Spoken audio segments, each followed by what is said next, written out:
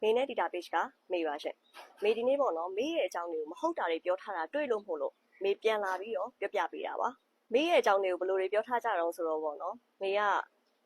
နှစ်မပြည့်သေးပဲနဲ့တစ်နှစ်ပဲအလုပ်လုပ်ပြီးပြန်လာထားတယ်လို့နှစ်မပြည့်သေးပဲနဲ့ပြန်လာထားတယ်လို့ပြန်လွတ်ခံလိုက်ရတယ်လို့အမှုဖြစ်ပြီးတော့ပြန်လာထားရတယ်လို့ပြီးရင်အလုပ်ရှင်တစ်ထေးကမကြိုက်လို့ပြန်လွှတ်လိုက်တယ်လို့အဲ့လိုပြောနေတဲ့သူတွေတွေ့လို့မို့လို့ဒါမေလာပြီးတော့ပြန်ပြီးတော့ပြောပြပေးတာပါအခုပေါ့နော်မေအောက်မှာပြပေးထားမယ်ပေါ့နော်ဒီမေရဲ့အောက်မှာပြပေးထားမယ်မေရထားတဲ့ certificate ပေါ့နော်2 နှစ်ကျော်ပြီး3နှစ်အတွင်းမှာဖြေရတဲ့ခိုင်းကော်စာမေးပွဲဖြစ်ပါတယ်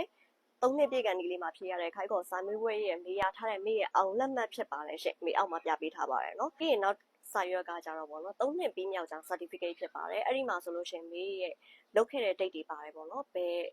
်လောက်ကနေသူတို့စီကိုလှုပ်ဆောင်ဝင်ပြီးဘယ်လောက်ထိလှုပ်ခဲ့ပါတယ်ဆိုတဲ့ date တွေပါတယ်ပေါ့နော်အဲ့ဒါလေးလည်းသိချာကြည့်ကြည့်ပေါ့နော်ပြီးရင်အောက်မှာတာဝန်ခံတွေအလုပ်ရှင်တွေရဲ့လက်မှတ်တွေပါပါတယ်အဲ့ဒါတွေကိုတော့မြင်ဖြတ်ထားမယ်ပေါ့နော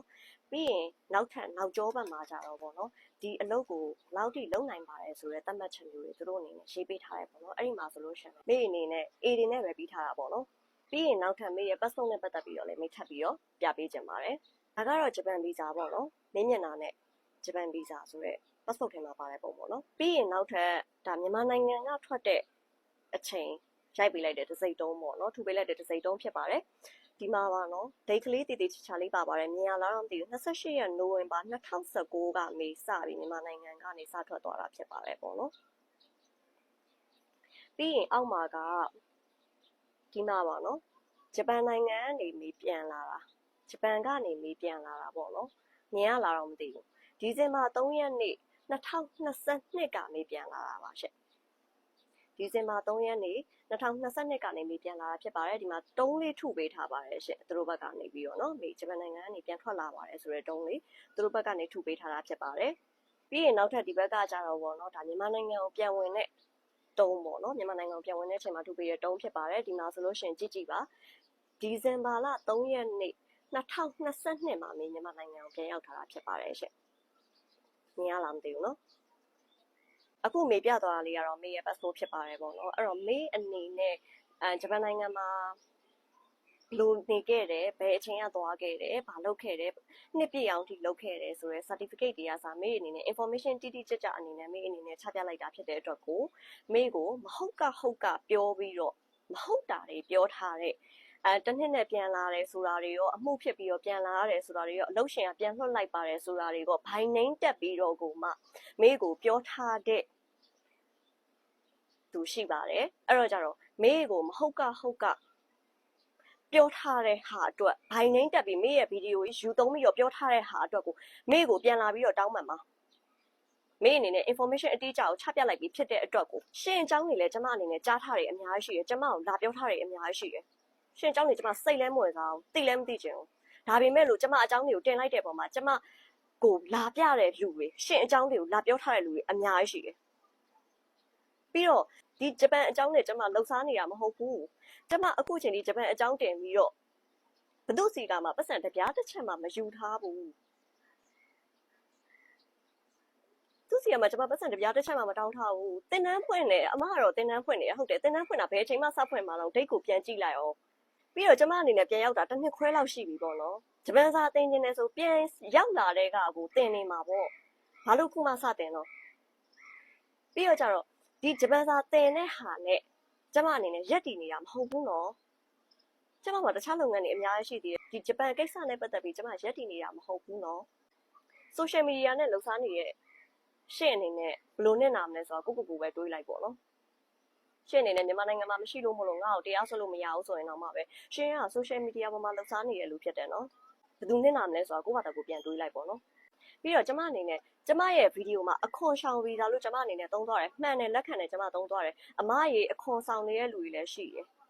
ဒါညီမလေးတွေမောင်လေးတွေအများကြီးလာပြောကြတယ်အမရေကျွန်တော်တို့ကတော့အခွန်ဆောင်တယ်အမရေကျမတို့ကတော့အခွန်ဆောင်ပြီးနေနေတာကျမအနေနဲ့လက်ခံတယ်ဒါပေမဲ့အခွန်ဆောင်ဗီဇာလို့ပြောနေတဲ့လူတွေအများကြီးရှိတယ်ဒီတက်မှာပို့ပြီးစကလုံးတွေမှလာမပစကလုံးတွေနဲ့ပြောနေတဲ့သူတွေအများကြီးရှိတယ်ကျမတယောက်တည်းကပြောထားတာမဟုတ်ဘူးဒီဗီဇာကိုနိုင်နေမြင့်နေဆိုတာလဲကျမတယောက်တည်းက creator လုပ်ပြီးပြောထားတာမဟုတ်ဘူးတေချာလေးလာကြည့်ရင်တော့သိနိုင်တယ်ပေါ့နော်အခွန်ဆောင်နေတဲ့လူတွေလည်းရှိတယ်လို့အခွန်ရှောင်ပြီးတော့ အလုံးလုံးနေတဲ့လူတွေလည်းအများကြီးရှိပါတယ်မဆောင်မဲနဲ့လုံနေတဲ့သူတွေလည်းအများကြီးရှိပါတယ်ရေရှည်အတွက်မဟုတ်ပဲနဲ့ခဏတာအတွက်ကိုပဲမဆောင်မဲနဲ့လုံနေတဲ့သူတွေလည်းအများကြီးရှိပါတယ်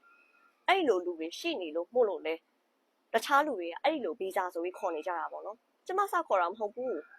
ခေါ်နေတဲ့လူတွေအများကြီးရှိတယ်ပြောနေတဲ့သူတွေအများကြီးရှိတယ်ကျမအနေနဲ့အဲ့ဒီဗီဒီယိုမှာဘယ်သူမှဘိုင်နှိမ့်တက်ပြီးမပြောသွားဘူးနော်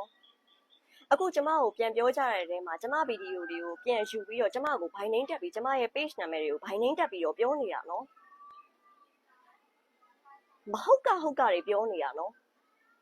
အဲ့တော့ကြတော့ကျမကိုပြန်လာပြီးတော့တောင်းပန်မှာကျမဗီဒီယိုတွေကိုပြန်ဖြတ်ပေးပါအနေကတော့မြန်မာနိုင်ငံမှာမို့လို့ငါတို့ကတော့ဂျပန်မှာမို့လို့ငါတို့ကိုတရားစွဲလို့မရဘူးဆိုရင်တော့မှပဲကျမကဂျပန်နဲ့ပတ်သက်ပြီး social media မှာလှုပ်ရှားနေတဲ့သူမဟုတ်ဘူးရှင့်အဲ့တော့ကြတော့ social media မှာလှုပ်ရှားနေတဲ့ခမားအနေနဲ့ဘလို့နဲ့နာသွားနိုင်လဲဆိုတော့ခမားဘာသာခမားစဉ်းစားကြည့်ပေါ့နော်ကျမကိုခမားနဲ့ပတ်သက်တဲ့သတင်းအချက်လက်တွေ information တွေလာပေးထားတဲ့လူတွေအများကြီးရှိတယ်ခမားအဲ့လိုတင်လို့မလို့ခမားဘက်မှာ attention တွေကျမဗီဒီယိုကြီးတွေယူတင်ပြီးကျမရဲ့ဟာတွေကိုတပုတ်လေးလုံးပြောလို့ခမားဘက်ကိုလူတွေအကုန်လုံးရောက်သွားပြီးတော့ခမားကိုပဲအဟုတ်မှတ်ပြီးခမားကိုပဲ service တွေအပ်နေမဲ့လူတွေအကုန်လုံးမဟုတ်ဘူးနော်တချို့တစ်ဝက်တွေတော့ရှိမှာပေါ့အကုန်လုံးမဟုတ်ဘူးနော်ခမားဗီဒီယိုကိုမြင်ပြီးတော့ကိုပဲကျမကိုအမကိုအဲ့လိုပြောနေတယ်ဆိုပြီးတော့လာပြောထားတဲ့လူတွေခမားရဲ့ information တွေကိုကျမကိုဟုတ်လားမဟုတ်လားတော့ကျမမသိဘူးခမားရဲ့ information တွေကျမကိုလာပေးထားတဲ့လူတွေအများကြီးရှိတယ်ပြီးတော့နောက်ထပ်တစ်ချက်ထပ်ပြောလိုက်အောင်ပဲပေါ့နော်ကျမအနေနဲ့အဲ့ဒီဗီဇာကိုပေါ့နော်အဲ့ဒီဗီဇာကိုလိမ့်တယ်လို့ကျမအနေနဲ့ပြောတယ်ဆိုတာကျမကပြောထားတာမဟုတ်ဘူးနော်ပြောထားတဲ့လူတွေအများကြီးရှိတယ်တကယ်ကိုမှစီနီယာကြီးတွေအများကြီးရှိတယ်တကယ်ကိုမှမှန်မှန်ကန်ကန်သွားနေတဲ့လူတွေအများကြီးရှိတယ်